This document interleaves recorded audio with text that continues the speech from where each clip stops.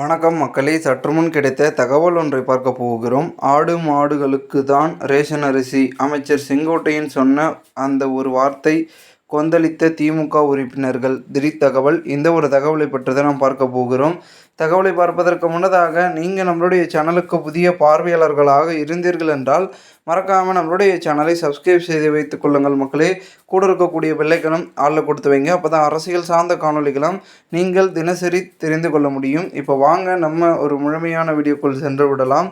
அதாவது தமிழ்நாடு சட்டப்பேரவை கூட்டத்தொடரில் பொது விநியோக திட்டத்தின் கீழ் ரேஷன் கடைகளில் வழங்கப்படும் அரிசியின் தரம் மற்றும் சன்னரக அரிசி விநியோகம் தொடர்பான ஆளுங்கட்சிக்கு எதிர்க்கட்சிக்கும் இடையே மிக காரசாரமான விவாதங்கள் நடைபெற்றன. ரேஷன் அரிசியின் பயன்பாடு குறித்து அமைச்சர் செங்கோட்டையன் தெரிவித்த கருத்துக்கள் பேரவையில் பெரும் சலசலப்பை ஏற்படுத்திய நிலையில் நேரு உட்பட திமுக சட்டமன்ற உறுப்பினர் அனைவரும் அதற்கு தங்களது கடுமையான எதிர்ப்புகளை பதிவு செய்து வருகின்றனர்.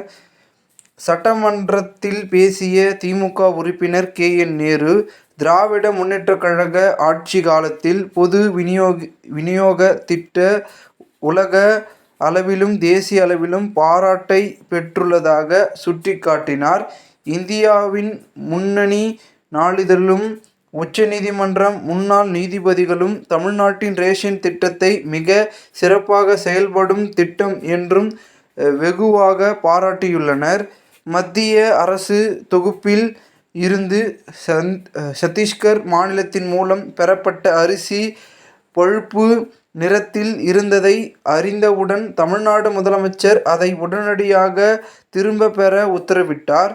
தொடர்ந்து மத்திய உணவுத்துறை அமைச்சரை சந்தித்து இனி பஞ்சாப் மற்றும் ஆந்திர மாநிலங்களில் இருந்து மட்டுமே தரமான அரிசியை அனுப்ப வேண்டும் என்றும் ஆணை பெற்று அதனை நடைமுறைப்படுத்தினோம் என்றும் குறிப்பிட்டார்.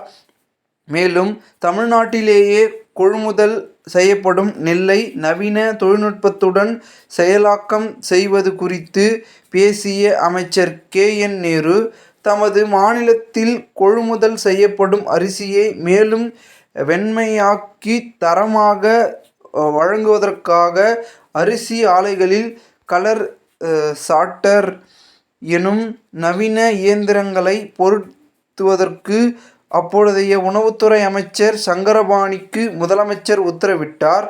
இவ்வளவு கட்டமைப்பு நடவடிக்கைகளும் மக்கள் நலன் சார்ந்த பணிகளும் மேற்கொள்ளப்பட்டு வரும் நிலையில் ஏழை எளிய மக்கள் வாங்கி சாப்பிடும் ரேஷன் அரிசியை ஆடு மாடுகளுக்குத்தான் போடுகிறார்கள் என்று ஒரு மூத்த சட்டமன்ற உறுப்பினர் கொச்சைப்படுத்தி பேசுவது எந்த விதத்தில் நியாயம் என ஆவேசமாக கேள்வி எழுப்பினார். இந்த குற்றச்சாட்டிற்கு பதிலளித்து பேசிய அமைச்சர் செங்கோட்டையன், நான் பொது விநியோக திட்டத்தையோ அல்லது ரேஷன் அரிசியையோ கொச்சைப்படுத்தும் நோக்கில் பேசவில்லை. பேரறிஞர் அண்ணா காலத்தில் ரூபாய்க்கு ஒரு படி அரிசி என்ற இலட்சிய திட்டத்துடன் தொடங்கப்பட்டு வரலாற்று புகழ்பெற்ற திட்டம் இது. ரேஷன் அரிசியை பொதுமக்கள் அனைவரும் முழுமையாக பயன்படுத்த வேண்டும் என்பதுதான் அரசினுடைய நோக்கமாக இருக்கிறது.